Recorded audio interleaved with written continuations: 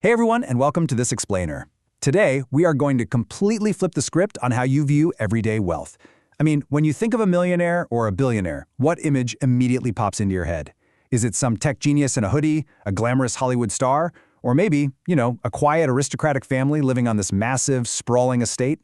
Well, the truth is, wealth isn't just a one-size-fits-all thing. It actually comes in very distinct shapes, sizes, and, believe it or not, speeds. So today, we're unpacking the source material to reveal the fascinating archetypes of modern wealth. Get ready, because the way people actually get rich and exactly how they behave once they are is completely defined by the specific archetype they fall into. Okay, let's kick things off with a pretty mind-blowing statistic. 68%. If you've always kind of just assumed that the vast majority of the world's richest people just inherited their money, prepare to have that illusion totally shattered.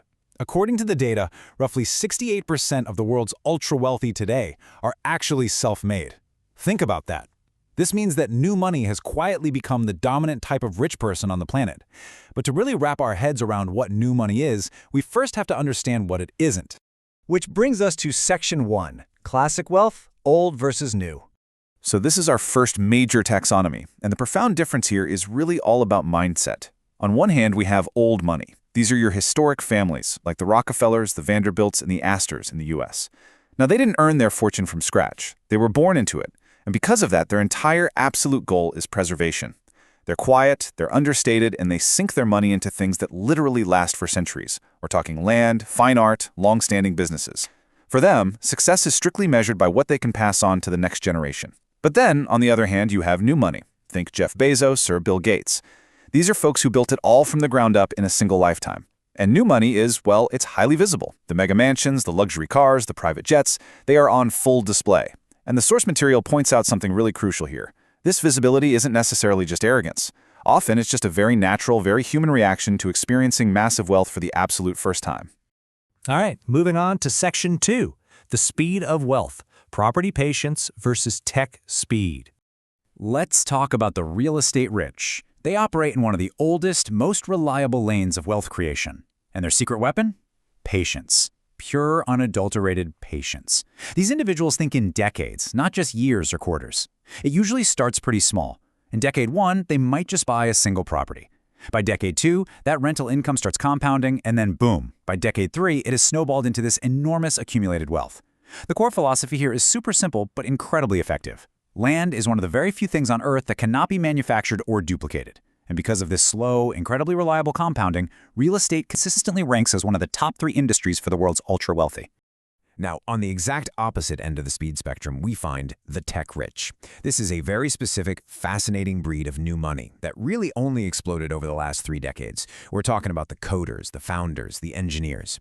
For them, the path is almost violently fast. You launch a startup in a garage, you experience just unprecedented hockey stick rapid growth, and suddenly you're worth billions in a matter of a few years. It's wild.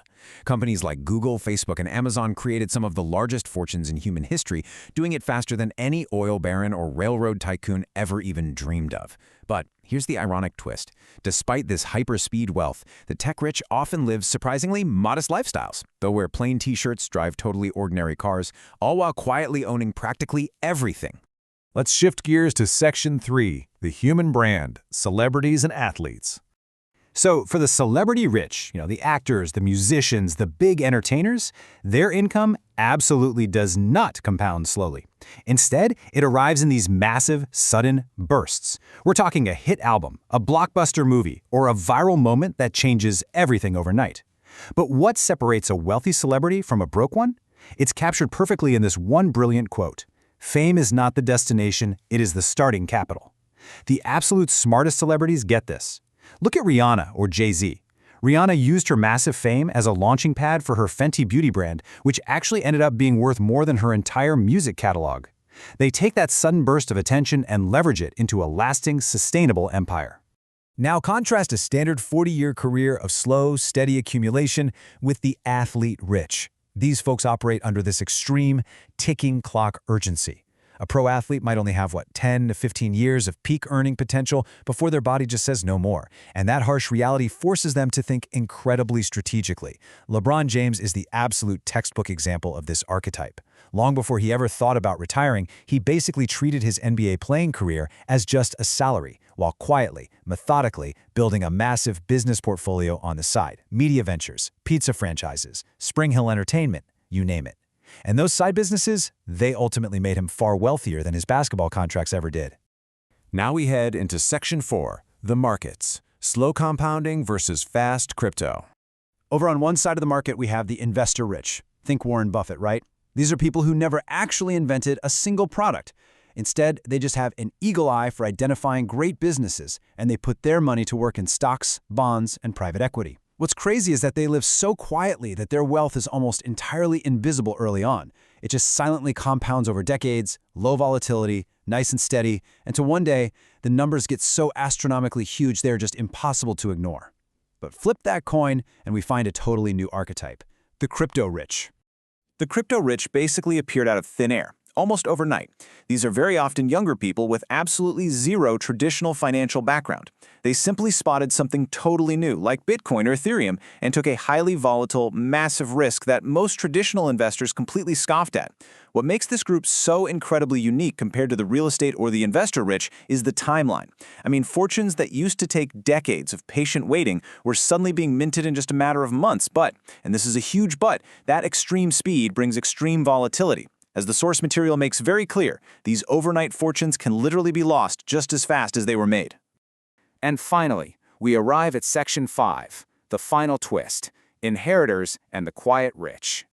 So what actually happens when a totally ordinary person suddenly encounters a mountain of wealth? Well, remember earlier when we talked about old money? They grow up inside this deeply structured generational dynasty that's specifically designed for preservation. An inheritor, on the other hand, typically receives a single massive transfer of wealth from a parent or a grandparent. Just boom, their life changes in a single Tuesday afternoon. But the reality is actually pretty stark here. Studies show that a significant portion of inheritors end up losing most of that wealth within just a few years. Why? Because managing wealth is not some innate genetic trait. It is a highly specific, learned skill, and it absolutely does not automatically pass down with the money. So if you aren't prepared for the sheer weight of that responsibility, the money just vanishes. Now here is the biggest surprise of the entire explainer, and honestly it's probably the most inspiring takeaway we have today: the quiet rich. A massive study looking at over 225 millionaires found that the absolute most common type of wealthy person was someone researchers call the saver investor. Guys, these are not tech billionaires, they aren't famous athletes or crypto prodigies. They are teachers, mechanics, small business owners, and accountants. They drive perfectly fine used cars, they live in modest, normal homes, heck, they even clip coupons. But their superpower is that they made saving and investing a daily, unrelenting habit for 30 or more years. They never had some dramatic, overnight wealth event. Instead, their investment accounts hold these substantial fortunes that literally no one around them even knows about. They are the absolute least visible, yet easily the most common type of rich person in the world. Which brings us to a final, slightly provocative thought I want to leave you with today. True, lasting wealth, as we've seen across all these different archetypes, is very rarely about flash. It is almost entirely about strategy and discipline. So looking at your own life, your own daily habits, the little things you do every single day, which archetype are you quietly building towards? Really think about it. Thank you so much for joining me on this explainer, and definitely keep exploring the incredible, multifaceted world of everyday wealth.